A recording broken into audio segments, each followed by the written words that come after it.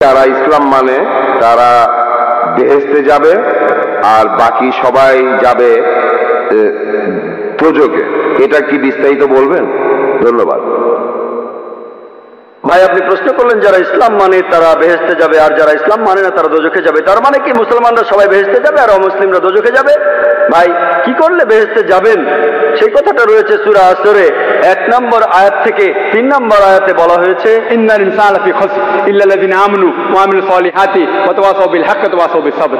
মহাকালের শপথ, মানুষ জাতি অবশ্যই ক্ষতিগ্রস্ত তারা বাদে যারা ঈমান আনে, যারা সৎকর্ম করে, যারা মানুষকে সত্যের উপদেশ দেয় অর্থাৎ দাওয়া, আর যারা মানুষকে ধৈর্যের উপদেশ দেয়। কোন মানুষ বেহেশতে যেতে চাইলে তার 4টা জিনিস লাগবে: ঈমান, বিশ্বাস, ইসলামের স্তম্ভগুলির মধ্যে একটা সৎ পথে কাজ, মানুষকে সত্যের উপদেশ দেয়া আর মানুষকে ধৈর্যের উপদেশ দেয়া। এই 4টা জিনিসের একটাও বাদ গেলে স্বাভাবিক পরিস্থিতিতে আপনি বেহেশতে যেতে পারবেন না।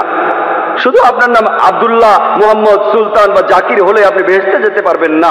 শুধু মুখে মুসলিম দাবি করলে বেহেশতে যাবেন না। আমি আমার লেকচারেও বলেছি, পবিত্র কোরআনে সূরা আনকাবুতের 2 নম্বর আয়াতে উল্লেখ করা আছে, আমি ঈমান এনেছি কথা বললেই, আমি মুমিনের কথা বললেই তোমরা কি মনে করো তোমরা বেহেশতে যেতে পারবে? আল্লাহ তোমাদের অবশ্যই পরীক্ষা করবেন। তাহলে নিজেকে মুসলিম দাবি করলেই আপনি বেহেশতে চলে যাবেন না। যে লোকটা ইসলাম ধর্ম পালন করে, ইসলাম শব্দটা এসেছে আরবি শব্দ সালাম থেকে, যার অর্থ শান্তি। এর আরেকটা অর্থ ঈশ্বরের কাছে নিজের ইচ্ছাকে সমর্পণ করে দেয়া।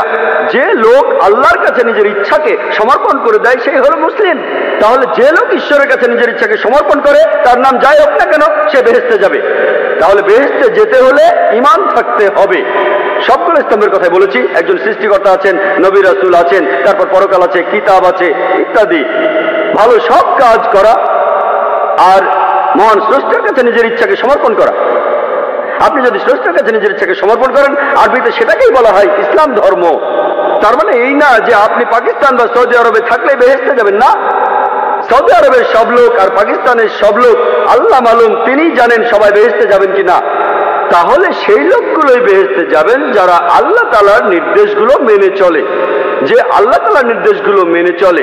আর আমি আমার লেকচারে বলেছি, যদি আপনারা ঈশ্বরের এই নির্দেশগুলো মেনে চলেন, শুধুমাত্র নাম দিয়ে নিজেদেরকে মুসলিম বা মোহাম্মদ বা আব্দুল্লাহ বলে আপনারা বেহেশতে যেতে পারবেন না।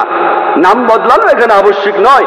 একটা নাম গ্রিন, এটা মুসলিম নাম নয়, এই নাম নিয়ে আপনি বেহেশতে যেতে পারবেন না এমনটা নয়। ইনশাআল্লাহ তিনিও বেহেশতে যাবেন, তিনি মুসলমান হয়েছেন, আগে খ্রিস্টান ছিলেন। তাহলে নাম দিয়ে বেহেশতে যাবেন না, ভালো কাজ থাকলে যাবেন। ঈমান, সৎ কাজ, মানুষকে সত্যের উপদেশ দেয়া, ধৈর্যের উপদেশ দেয়া।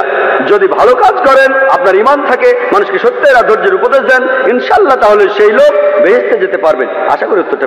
ইসলাম শব্দটা এসেছে আরবি শব্দ সালাম থেকে, যার অর্থ শান্তি। এর আরেকটা অর্থ ঈশ্বরের কাছে নিজের ইচ্ছাকে সমর্পণ করে দেয়া। যে লোক আল্লাহর কাছে নিজের ইচ্ছাকে সমর্পণ করে দেয় সেই হলো মুসলিম।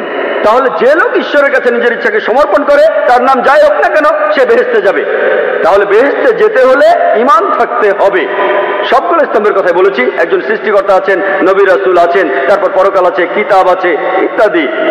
ভালো সব কাজ করা আর মহান স্রষ্টার কাছে নিজের ইচ্ছাকে সমর্পণ করা। আপনি যদি স্রষ্টার কাছে নিজের ইচ্ছাকে সমর্পণ করেন, আরবিতে সেটাকেই বলা হয় ইসলাম ধর্ম। তার মানে এই না যে আপনি পাকিস্তান বা সৌদি আরবে থাকলে বেহেশতে যাবেন না। সৌদি আরবের সব লোক আর পাকিস্তানের সব লোক আল্লাহ মালুম, তিনি জানেন সবাই বেহেশতে যাবেন কিনা। তাহলে সেই লোকগুলোই বেহেশতে যাবেন যারা আল্লাহ তাআলার নির্দেশগুলো মেনে চলে, যে আল্লাহ তাআলার নির্দেশগুলো মেনে চলে।